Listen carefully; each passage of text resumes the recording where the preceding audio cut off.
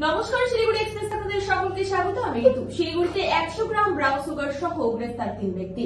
পুলিশের যৌথ অভিযানে বড়সড় সাফল্য। মাদক পাচার রুখতে ফের বড়সড় সাফল্য শিলিগুড়ি পুলিশের হাতে।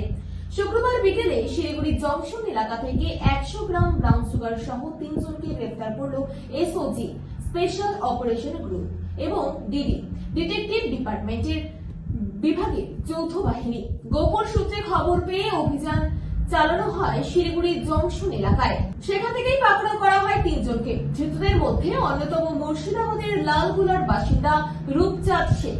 জানা গেছে সে ওই ব্রাউন সুগার হাত পাচারের উদ্দেশ্যে শিলিগুড়িতে নিয়ে এসেছিল।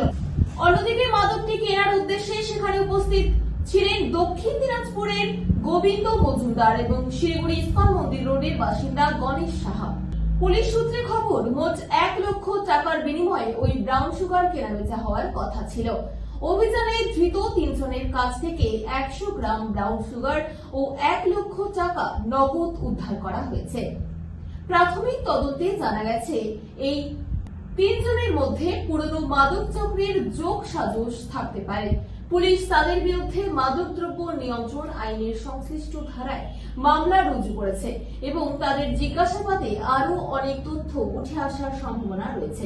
শিলিগুড়ি সহ উত্তরবঙ্গে বেড়ে চলা মাদক পাচারের প্রবণতা রুখতে পুলিশের এই ধরনের ধারাবাহিক অভিযান অত্যন্ত গুরুত্বপূর্ণ বলেই মনে করছেন বিশিষ্টজনেরা।